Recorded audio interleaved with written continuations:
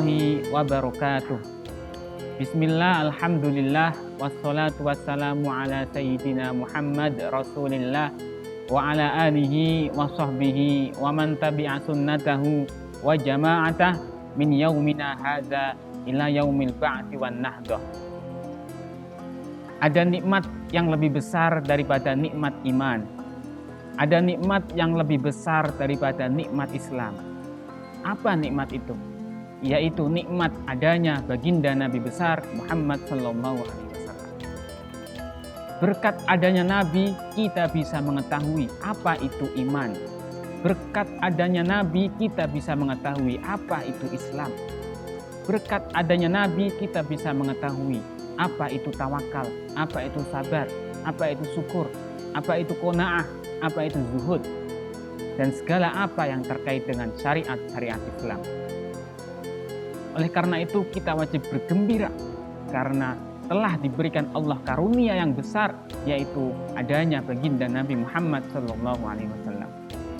Dalam Al-Qur'an disebutkan qul bi fadlillahi wa bi rahmatihi fabidzalika falyafrahu.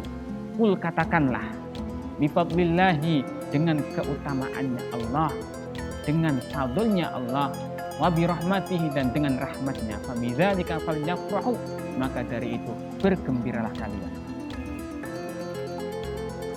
Kita melihat sejarah di saat Nabiullah Adam alaihi salam, beliau menginginkan menjadi bagian daripada umat baginda Nabi Muhammad. Di dalam kitab Tanbihul Ghafilin disebutkan Nabi Adam berkata, innallaha a'ta ummata Muhammadin arba'a karomat. Sesungguhnya Allah subhanahu wa ta'ala memberikan 4 kemuliaan. Ma'a'toniha, yang mana 4 kemuliaan tersebut tidak diberikan kepada nabi-nabi sebelumnya. Apa saja 4 keutamaan itu? Yang pertama, anna qabula taubati kana bi Makkah wa ummatu Muhammadin yatubuna fi kulli makanin fayataqabbalullahu taubatahum. Ketika diriku melakukan maksiat, melakukan dosa, memakan buah huldi yang diharamkan Allah, Allah turunkan diriku dari surga ke dunia. Dan selama ratusan tahun lamanya Allah tak kunjung mengampuni dosaku karena satu kesalahan saja. Baru setelah diriku berada di kota suci Mekah, doaku baru dikabulkan Allah, taubatku baru diterima oleh Allah. Tidak bagi umat Nabi Muhammad. Umat Nabi Muhammad dimanapun mereka berada, tak peduli itu di Mekah, tak peduli itu di Madinah, dimanapun tempatnya, kalau umat Nabi Muhammad berdosa, kemudian mereka mengakui kesalahannya, bertaubat dengan sungguh-sungguh bertaubat, maka Allah akan menerima taubatnya. Itu keutamaan umat Nabi Muhammad yang pertama. Yang kedua, lamma asaitu farraqa baini wa baina imraati wa ummatu Muhammadin yatubuna wa ummatu Muhammadin ya'suna wa la yufarriqu bainahum wa baina azwaj. Ketika diriku melakukan dosa, memakan buah huldi, Allah murka, Allah kemudian pisahkan diriku dengan istri tercinta Sayyidatina Hawa. Selama ratusan tahun lamanya Allah pisahkan. Tidak bagi umat Muhammad. Umat Muhammad 1 kali berbuat dosa, 2 kali, puluhan kali, bahkan ratusan kali, tapi Allah tidak pisahkan mereka dari istri maupun keluarga tercintanya. Ini merupakan salah satu anugerah karena kita menjadi bagian daripada umat baginda Nabi Muhammad SAW. Yang ketiga, lamma asaitu labisan. Lamma asaitu ja'alani uryanan wa ummatu Muhammadin ya'suna urrotan fayalbisahumullah. Ketika diriku berbuat dosa, diriku dalam keadaan berpakaian tertutup auratnya, tetapi umat Muhammad tidak. Umat Nabi Muhammad berbuat dosa, itu pun tanpa pakaian, tanpa busana, tapi Allah tetap memberikan busana kepada mereka.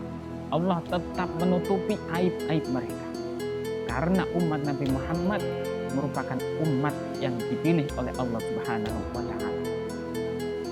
Yang keempat, lamma asaitu fil jannah fa akhrajani minha wa ummatu Muhammadin ya'suna kharijal jannah fayudkhalunaha bitaubah. Tatkala diriku makan buah khuldi, Allah murka, Allah keluarkan diriku dari surga ke dunia. Tapi tidak bagi umat Muhammad. Umat Muhammad dari dunia berbuat dosa, kemudian dia bertaubat, taubatnya diterima, meninggal dalam kondisi husnul khatimah, maka Allah ampuni dosanya dan Allah masukkan dia ke surganya. Ini berbalik dengan Nabi Adam. Nabi Adam dari surga ke dunia, umat Muhammad dari dunia ke surga. Kita mulia seperti ini bukan karena amaliah kita, bukan karena ibadah kita, tetapi kita mulia karena kemuliaan baginda Nabi Muhammad SAW. Laulaka ya Muhammad lamma khalaqtul aflak. Kalau bukan karena engkau Muhammad, tidaklah aku ciptakan seluruh alam raya dan seisi. Jadi kita patut untuk bersyukur dijadikan sebagai umatnya Nabi. Kita lihat bagaimana perjuangan Nabi Muhammad ketika beliau berada di kota Taif, salah satunya beliau dilempari batu oleh kaum kafir. Saat dilempari batu, dahi beliau keluar darah. Ketika darah beliau mau menetes ke tanah Taif, para sahabat bertanya, "Wahai Rasul, kenapa engkau menampung darahmu?" Rasulullah menjawab, "Wahai para sahabatku, kalau seandainya satu tetes saja darahku tumpah di tanah Taif ini, maka seluruh penduduk kota Taif akan ditenggelamkan bumi." Tapi mereka semua adalah orang-orang yang tidak mengetahui. Innahum la ya'lamun. Inilah salah satu akhlak baginda Nabi. Beliau dilempari batu, tapi Nabi membalasnya dengan doa. Nabi mendoakan mereka semoga mendapatkan hidayah. Semoga Allah mengembalikan mereka ke jalan yang benar. Coba kita lihat jasa Nabi kembali. Ketika nanti di hari kiamat seluruh umat manusia bingung, seluruh umat manusia takut. Mereka meminta tolong kepada para nabi, para rasul.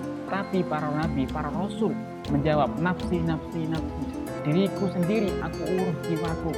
Aku tidak bisa menolong kalian. Maka disitulah satu orang yang Allah izinkan memberikan pertolongan, memberikan syafaat, yaitu baginda Nabi Muhammad SAW. Tak kalah besarnya jasa Rasul.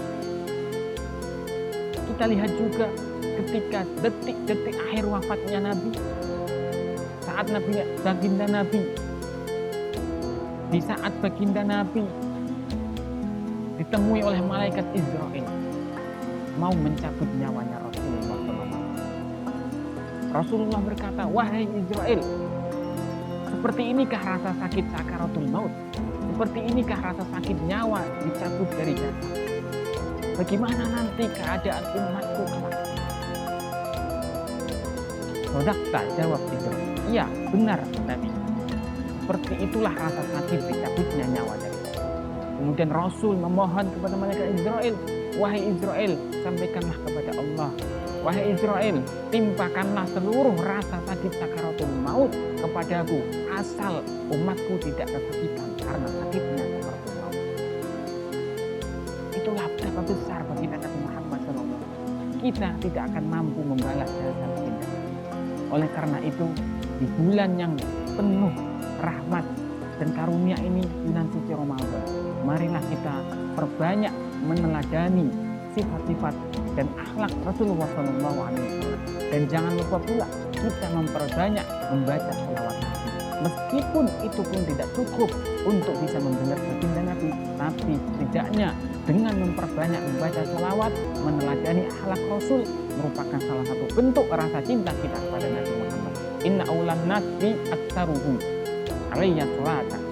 Sesungguhnya umat manusia yang paling mulia kelak nanti di hari kiamat, mereka lah yang paling banyak membaca sholawat kepada Nabi.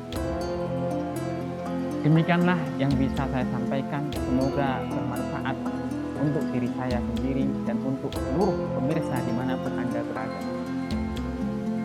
Semoga Semoga bermanfaat semuanya. Wallahu muwaffiq ila aqwamit thoriq.